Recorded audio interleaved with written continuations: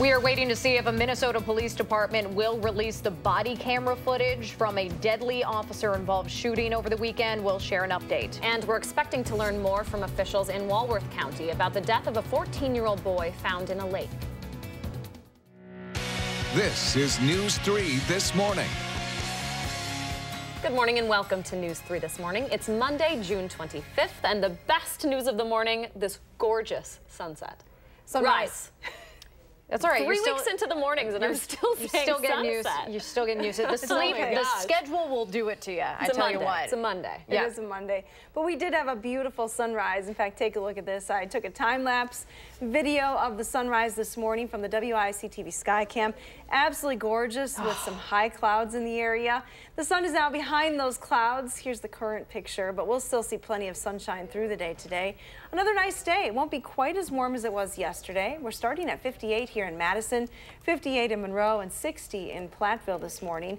But a pretty fast warm-up is expected. Temperatures over the next 12 hours will top in the upper 70s later on this afternoon. It will be a little breezy today with that east wind at 10 to 20 miles an hour, so expect cooler temperatures if you're heading towards Milwaukee. A look at your traffic maps this morning will show you what's happening in and around the areas. Things are pretty quiet early today, just some brake lights starting to show up on the belt line near Stoughton Road. That's pretty typical for this time of the morning. No accidents to report though, which is great news. So you're still going at posted speeds heading into Madison. Easing into our work week with a lovely, lovely Monday. That's true. That's what we have to do in the summer. I agree. Yes. All right. Thanks, Hattie. You're welcome. We start the news this hour in D.C., where House Republicans plan to vote on an immigration bill this week. That vote was postponed from last week, and GOP leaders spent the weekend putting that legislation together. Now, ahead of his visit to Wisconsin on Friday, President Trump says his tough stance on immigration is not changing. Over the weekend, the president tweeted that those crossing the border are, quote, invading America, and that they shouldn't have an automatic right to a hearing here in the U.S. He will likely comment on the issue at a rally in South Carolina this afternoon. CBS This Morning will have more from the U.S.-Mexico border coming up after 7. We're learning more this morning about the events that led up to a deadly officer-involved shooting of a black man in Minneapolis on Saturday. Officers say at least one person called 911 to report a man shooting off a handgun. When police got there, they say 31-year-old Thurman Blevins ran off. Both officers fired at Blevins. He was pronounced dead at the scene. The president of the Minneapolis Police Union says the officers were justified in their actions. Community members are now demanding that police release the body camera footage of that incident. We're waiting to hear more from the medical examiner today after a 22-year-old New Glarus woman died over the weekend in a crash. That woman's name has not been released. She was driving on Peerless Road near Ridge Drive around 7:30 Sunday morning. That's about 4 miles west of Belleville. Officers say she veered off the road and crashed into a tree. She died at the scene. The family of a longtime Sprint car driver is planning his funeral this morning after he died on a Wisconsin track over the weekend. According to the World of Outlaws Sprint Car Series, Jason Johnson died after crashing at the Beaver Dam Raceway. Johnson was 41 years old. Now, he was driving the number 41 car Saturday night when he crashed on the 18th lap of the race. He was flown to the hospital where he later died. The Louisiana native won a national title in Knoxville 2 years ago. He was named Outlaws Rookie of the Year in 2015. He most recently lived in Missouri with his wife and 5-year-old son. This is the second fatal crash at the Beaver Dam course in the last few years. A 47-year-old driver from Brookfield died during warm-up runs in 2014. We should learn more later today about the drowning of a 14-year-old at a camp this weekend. Directors at Camp Timber Lee called dive teams yesterday about a boy struggling in Peters Lake. The camp near Troy outside Milwaukee says the victim isn't part of their program. Walworth County deputies had to fight through deep water and weeds using a drone along with a helicopter and a boat to help find the boy around 7:30 last night. We're expecting an update from police in a press conference later today. Lifeguards in Madison, meanwhile, are reminding parents to stay close to their children while they're swimming this summer. All of Madison's pools and beaches do have lifeguards on duty. However, any child 4 years old and younger must be within an arm's reach of an adult at all times. Kids under 8 need to be under constant supervision, meaning a parent or guardian needs to be in the water and within 10 feet of them swimming. Little kids can topple over and fall underwater, so we want to make sure that parents are with them to help the lifeguards out. So we're trained to come and respond, but they're that first line of defense, being right there. Ann Meinholz is the aquatic supervisor for the city. You just heard from her there, and she says it's also a good idea to swim in areas with those lifeguards posted as an additional precaution. 6:05 right now, and leaders here in Madison want to make this the first Wisconsin city to rely entirely on clean energy. City leaders could be one step closer to that goal tonight when they plan to talk about how to pay for it. Our Josh Spreiter is live outside the City County building with what all of this means and how it might impact Madison's bottom line. Good morning, Josh. Good morning. People on that committee stressed the importance of local government taking the lead on promoting this clean energy, citing failures at the state and national levels. So far, the city of Madison has committed up to $250,000 to the goal of reaching 100% renewable energy, but the committee tonight is expected to push for even more. Madison will need to hire an expert to assist city staff in developing a plan to move the city toward using only renewable energy and achieve net zero greenhouse gas emissions. Members of the committee say at upcoming meetings like tonight's, they'll be able to bring up the ways the city can go green and talk about whether those ideas are necessary, feasible, and within the city's budget. We're really looking at the long term and being a responsible entity with the allocation of resources for the city of Madison. We're looking at the future, and we know that the future is renewable. We're really fortunate to be in a city where we have a lot of support. We just want to kind of hear that support in person. Madison's capital budget already includes $750,000 for sustainability improvements, including renewable energy installations and energy efficiency upgrades. Again, that meeting is going to happen later today at 4:30 here at the City County building, room 357. And officials say this initiative is going to give the city a lot of bang for its buck, increasing in-state solar capacity by 15%. Lee and Danica. Always interesting to hear about these projects. It is fascinating what solar energy can do. Josh Spreiter reporting live from downtown Madison. Thank you, Josh. A Madison committee that oversees the parks you might be out enjoying today is talking about how to improve them over the next 5 years. Some of the general goals for parks include making sure the spaces are welcoming for people of all backgrounds and races, preserving the natural resources and the water quality, and making sure there's public access to the lakes. They'll discuss some of those plans starting at 4 this afternoon at the City County building. A first alert traffic note to pass along to you if you are particularly heading around the UW campus this morning. The 400 block of North Lake Street is going to be closed starting at 7 a.m. so construction crews can take down the tower crane at the site of the new Music Performance Center there. We're talking about the block of that road between University Avenue and State Street. So the garage there will remain open, but you're going to have to use the entrance on Langdon Street instead. There are a few bus routes that will be detoured as well. You can find those details on cityofmadison.com/metro. That block of North Lake will be closed until 5 p.m. tomorrow. 6:07 your time now. There's a chance to take time to talk this week about the issue of suicide with the help of one really inspiring story. We'll tell you where you can check out a powerful documentary about a man who lived when he wanted to die and the work he's doing now to make sure this doesn't happen to anyone else. We'll have more on that. Plus, you'll probably want to find some time to get outside today. Hattie is expecting a sunny, breezy summer day.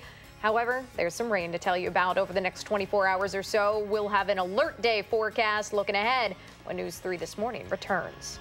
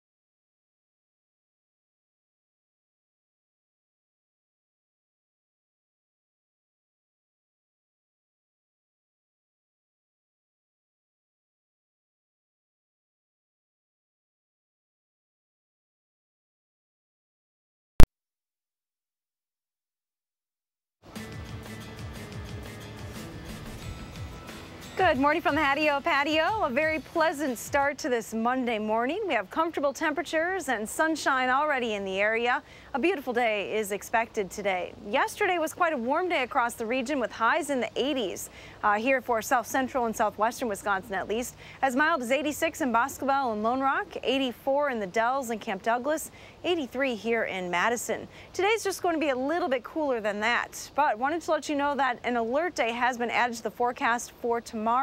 Scattered showers and thunderstorms are expected in the morning and then again later in the day. It's that second round of showers and thunderstorms that may contain some strong to severe thunderstorms, producing damaging winds as well as large hail. So keep that in mind for the second part of the day on Tuesday.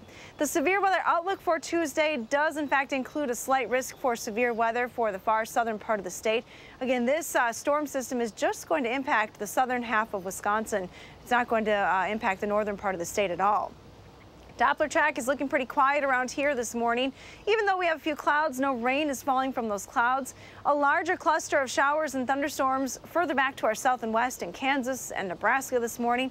This is our next weather maker, but the storm system is a rather slow moving one, so it's going to take about 24 hours for it to get here. High temperature trend as we go through the week is really going to take an uptick for the end of the week. We're back into the 90s starting on Friday. And as is typical here in Wisconsin, when we get those very warm temperatures, humidity goes along with it. Here's a live look from the WISC-TV Skycam. A little bit of cloudiness in the area this morning with a temperature of 58 here in Madison, 61 in Mineral Point, 63 in Prairie du Chien. Dew points in the area are in the 50s, so pretty comfortable. Not expecting a big climb on those dew point numbers today, so humidity will stay low. Future track will show you what to expect today and really just partly sunny skies. A nice warm up back into the low to mid 70s by lunchtime today, hitting highs in the upper 70s in all locations. Now very quiet through the evening hours. The weather shouldn't give you any trouble this evening.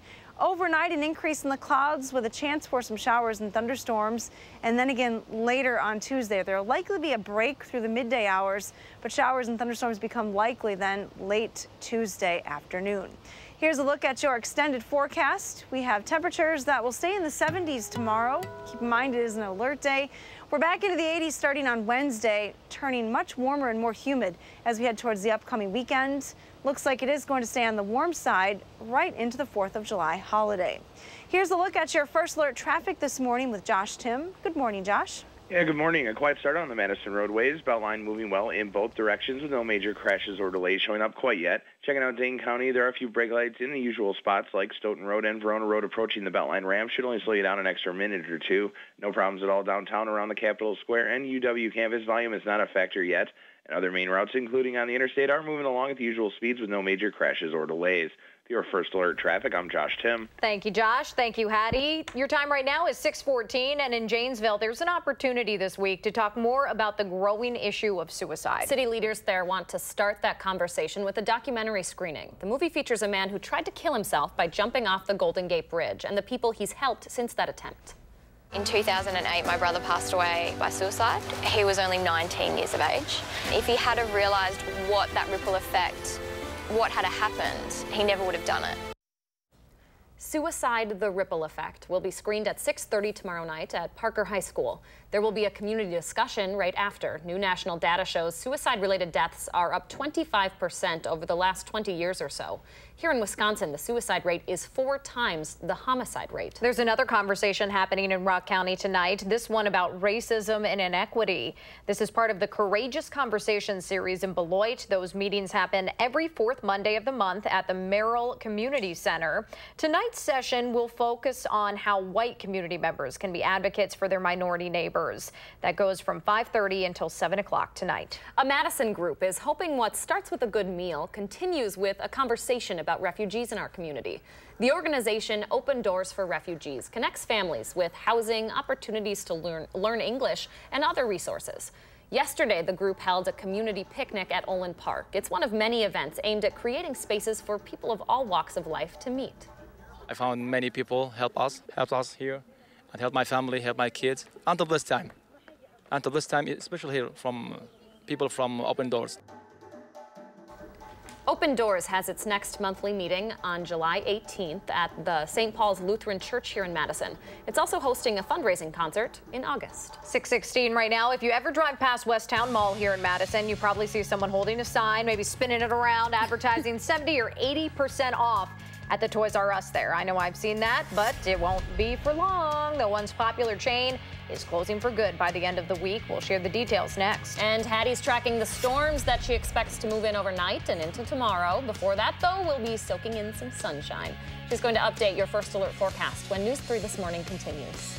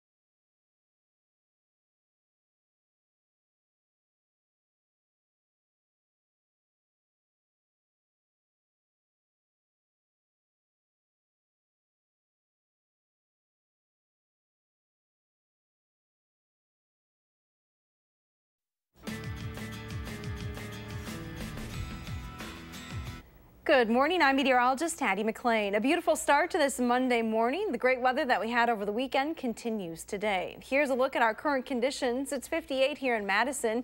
Dew points are in the mid-50s, so very comfortable this morning. Winds are from the east, around 10 miles per hour. Take a look at temperatures elsewhere across southern Wisconsin. Warmest numbers are to the west this morning, right along the Mississippi River Valley. 63 in Prairie du Chien and Boscobel, 60 in Platteville this morning. Our temperatures, though, are going to climb pretty quickly through the 60s and 70s, topping at 78 later on this afternoon. Have a wonderful day. All right, thanks, Hattie. A group of developers is making updates to its proposal for a boutique hotel at the top of State Street.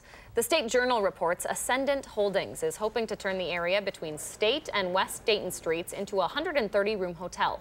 The company is implementing feedback for the plan from residents and city commissions, going through about 15 design drafts now. The $40 million project would reach 9 stories tall with a top floor bar and lounge along with a ground floor restaurant. The Urban Design Commission is expected to look at the new plan next in August. 6:21 right now. Stocks for major toy companies like Hasbro and Mattel appear to be steady this morning as Toys R Us prepares to close all its locations across the country. Those stores will be shut down by Friday at the latest, with remaining inventory up to 90% off.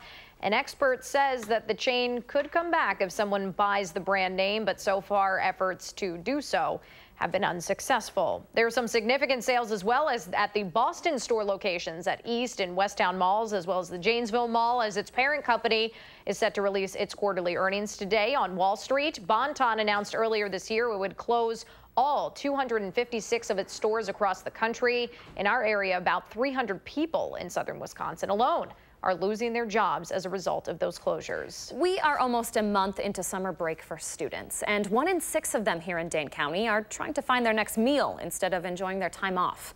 We here at News 3 are teaming up with the Goodman Community Center to step up and help, and we're asking you to join us and become a hunger hero. This right here is LaCherie Stewart-Gates. She's a 7-year-old regular at Goodman, and she loves shopping in the food pantry there for her family. Mom is super busy. She's got a lot of stuff going on. She's got 4 kids. So LaCherie definitely and her older sister take on like that, you know, helpful older sibling type of role with them. LaCherie's is one of countless families served by the pantry, and one of the reasons we're looking for hunger heroes. The idea is to help put together a bag of groceries for 300 families to feed them over the weekends this summer. And we want your help. You can donate to Goodman Community Center or stop by Festival Foods on East Wash or the Eastside Hy-Vee to make a small donation that will benefit the effort. Also, tune in this Thursday to News 3. We're going to be holding a phone bank from 4 until 6:30, and in the meantime, we'll be offering up live reports on this summer food problem and who it impacts. Now, if you're interested, you can find more information on channel3000.com/hungerheroes. And we'll hear more from LaCherie tonight at 10. Looking forward to that. Your time right now is 6:23. A Dane County family will start looking for a new house this morning after a fire destroyed their home overnight. We will share the latest. And coming off of a particularly tough flu season, a school district in our area is bracing for another virus-ridden year to come. We'll tell you about the changes to the schedule when News 3 this morning continues.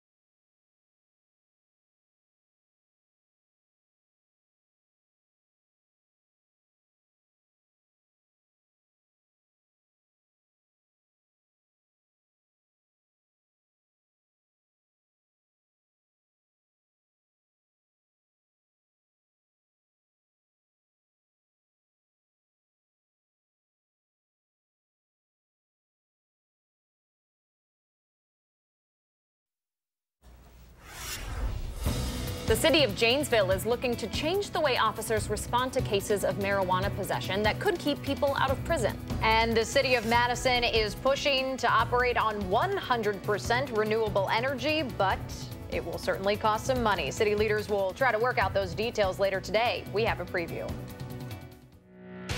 This is News 3 This Morning. Good morning and welcome back to the final half hour of News 3 This Morning, 6:27 on this Monday, June 25th. And a lovely morning to wake up to. A gorgeous sunrise. It's a word I would use too. Hattie McLean out on the patio. Good morning. Yeah, it's a great morning for a Monday, that is. We have some sunshine in the area, a few clouds, though. That made for a beautiful sunrise early today.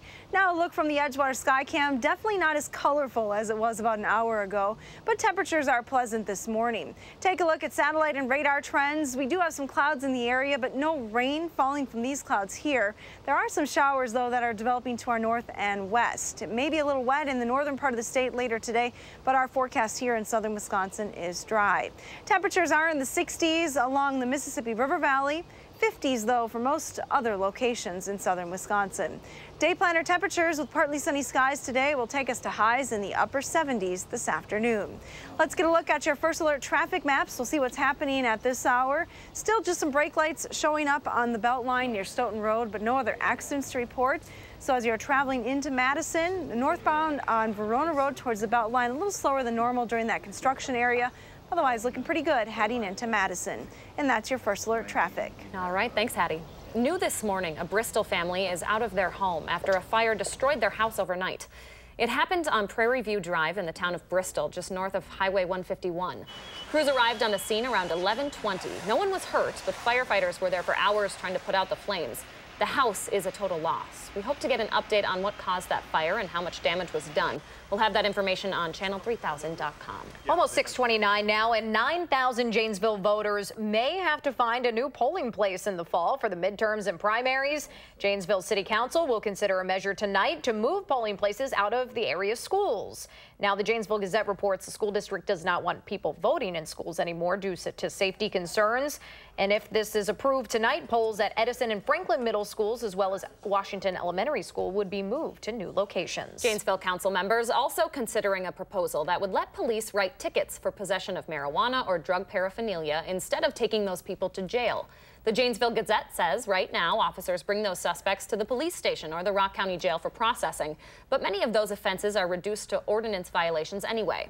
This change would allow those minor offenses to be processed like traffic tickets instead, allowing officers to stay on patrol. The Oregon School District is trying to be more proactive with the upcoming flu season, making sure students aren't missing valuable class time. A UW-Madison study recently found that breaks, so longer times off, curb the spread of flu. So that study also found that student absences for illnesses can serve as a warning sign for some of the potentially deadly outbreaks that we saw over the past year.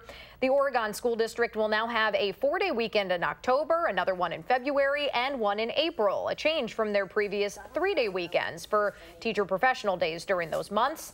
Researchers say that those breaks aren't going to stop the flu, but it can certainly help delay its spread. Janesville firefighters, city workers, and students could get internet that's hundreds of times faster than what they're currently working with. The Janesville Gazette reports that project, launched back in May, will bring fiber optic capabilities to the wastewater treatment facility, a fire station, the Rock County Job Center, and the UW Rock County campus. The city says the network will bring internet connection that's about 800 times faster than that current network. 6:31, almost your time this morning, and there's a committee meeting tonight with one of the topics on the agenda being how to pay for solar panels. And we're not just talking about a few projects here. This is to help the city achieve their goal of transitioning to 100% renewable energy. A massive undertaking. The city of Madison made that goal back in March of 2017, becoming only the 25th city in North America to commit to 100% renewable energy. Our Josh Sprider is live from the City County building with how tonight's discussions could impact your future. Good morning.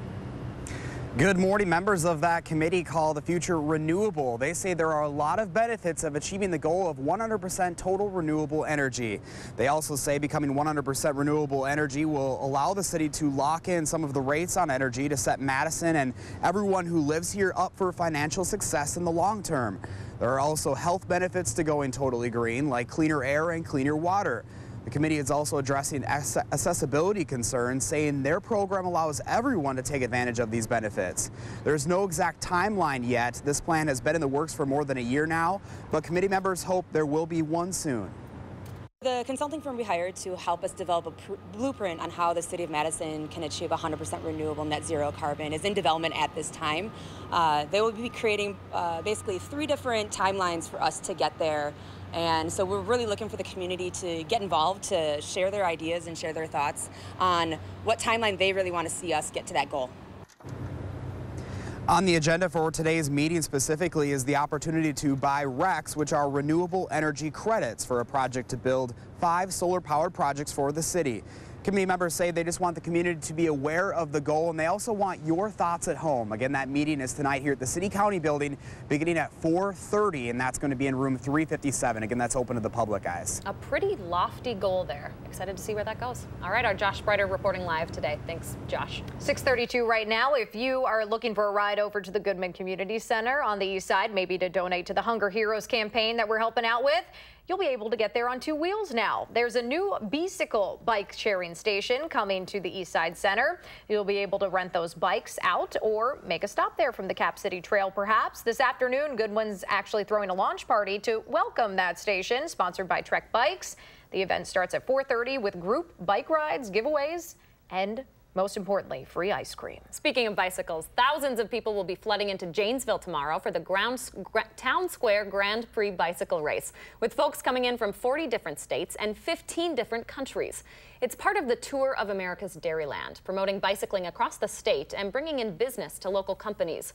Organizers expect between 3,000 and 4,000 spectators to come out and watch and enjoy food from local restaurants.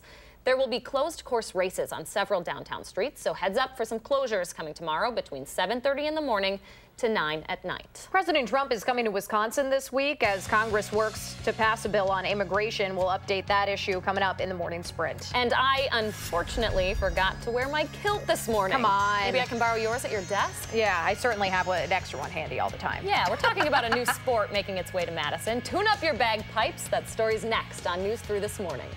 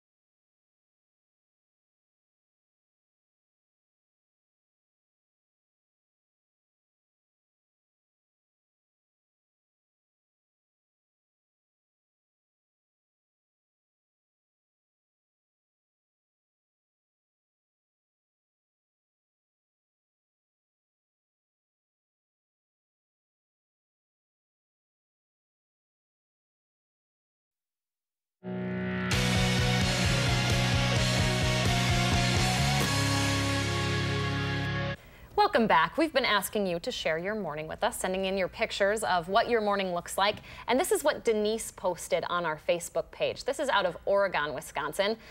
Anytime, I told you this earlier, anytime there's an animal involved, you know I'm going to pick it. A little bit of nature this morning. Love it. Great picture, Denise. Thanks for sending it in. Absolutely. What does your morning look like? Take a picture, post it over on our Facebook, Twitter, Instagram page. Whatever it is, use that hashtag MyNews3Morning. We share our favorites every morning here on the program. So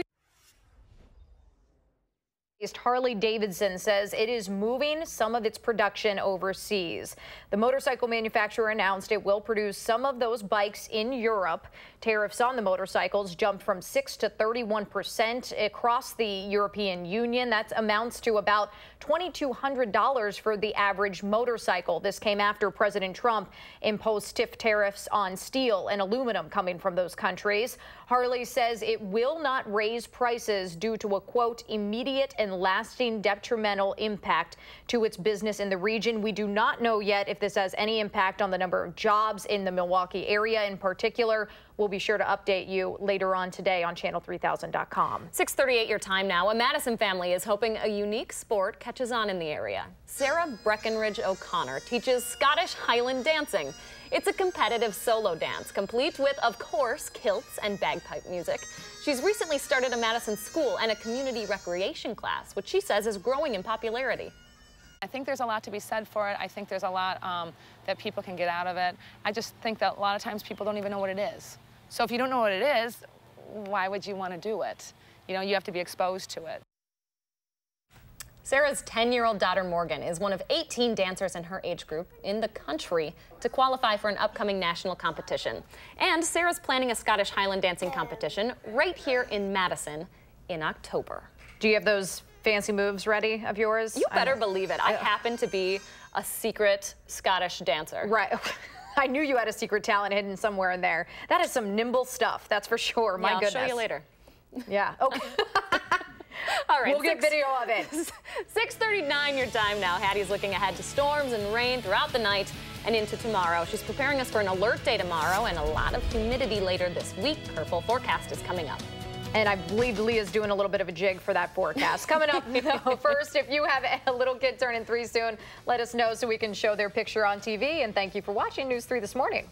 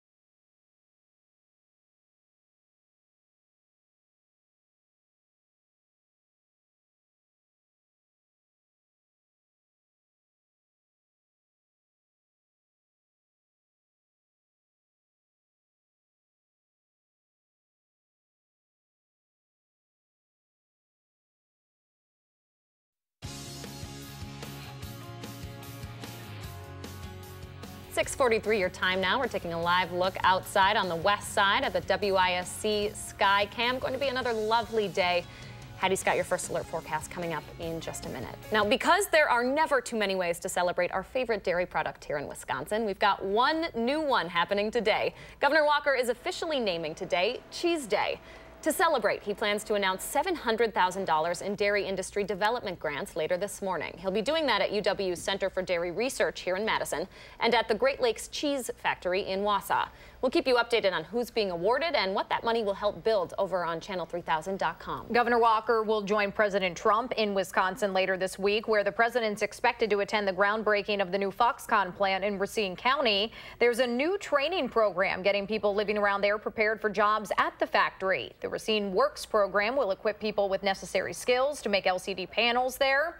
The state and other groups are contributing more than $1 million to this cause. Racine currently has the highest unemployment rate in the state at 4.1%. Foxconn has promised to employ upwards of 13,000 people. As we get closer to the 4th of July, AAA is already warning drivers it could be the busiest 4th ever on the roads. More than 1 million people here in Wisconsin are expected to travel between this Friday and the 4th. That's up 6% from last year. They're even dubbing the day before the 4th Terrible Tuesday because traffic congestion is expected at its peak then. Gas prices might be on their way down, but it will still be the most expensive 4th of July for gas in 3 or 4 years now. Prices are averaging around $2.81 here in Wisconsin. Gas was at $2.21 a gallon last year. And as we take a look at our extended forecast, it's going to be a hot 4th, Hattie. Yeah, I hope if you're traveling on the 4th of July, you have AC in the car because you will definitely want it. Here is the info on the alert day in the forecast for tomorrow. Scattered showers and thunderstorms early in the day and then again later on. Some of those storms later in the day may contain damaging winds and large hail, so that's why I've issued an alert day for Tuesday. Here's our severe weather outlook for the area again on Tuesday, and that slight risk area covering the southern 2 tiers of counties for Wisconsin, Madison, Milwaukee, and all points to the south in that severe weather outlook tomorrow.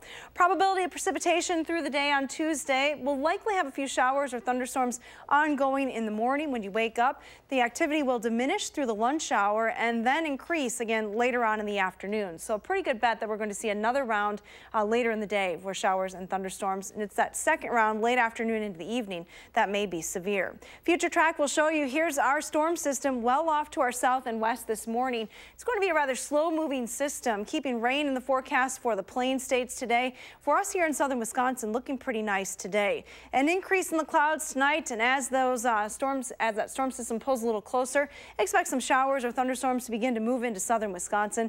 Best chances for rain, though, will be as this system tracks right across the southern part of the state and northern Illinois later on Tuesday. Looks like all the rain will come to an end, though, Wednesday morning. Temperatures closer to that storm system are quite warm. 69 in Kansas City, 68 in Omaha, 70 in Des Moines this hour. Contrast that with 58 here in Madison. So we're starting off on a pretty comfortable note. 50s, pretty commonplace across the region. 58 in Watertown, in the Dells, 61 though in Lone Rock, and 63 in Prairie du Chien. Dew points today are in the 50s this morning. They'll climb a little bit to around 60 degrees, so you may notice a touch more humidity, but nothing like we'll be dealing with later on this week. So enjoy the relatively comfortable day today. Future track wind speeds from the east increasing to 10 to 20 miles an hour this afternoon, so it will be a little breezy at times. Our forecast then has high temperatures in the upper 70s. That east wind keeping us a little cooler than yesterday. 78 in New Glarus today, 76 in Sun Prairie as well as Beaver Dam. Partly sunny skies to the west. Temperatures likely be in the upper 70s. 78 seems to be a pretty popular number from Cuba City all the way to Richland Center, topping at 78 degrees. And to the north, we're looking at Mauston topping at 76. Poinet 76 as well. Here in Madison, high temperatures today will be right around 78 degrees. Yesterday's high was 83, so not quite as warm as it was yesterday. Temperatures are going to heat up around here for the upcoming weekend, though. We are back into the 90s on Friday with heat index values approaching 100 degrees. Here's a look at our pet look. Oh, buddy. How are you going to sit like that? That is a strange squat. But it seems pretty comfortable. Yeah. It's a great day for a walk. You don't even need to take a break today. Lambeau's going to have to stay pretty hydrated over the next couple days, though. Yes. All right. Thanks, Ads. You're welcome. Your morning sprint's coming up next right here on News 3 this morning.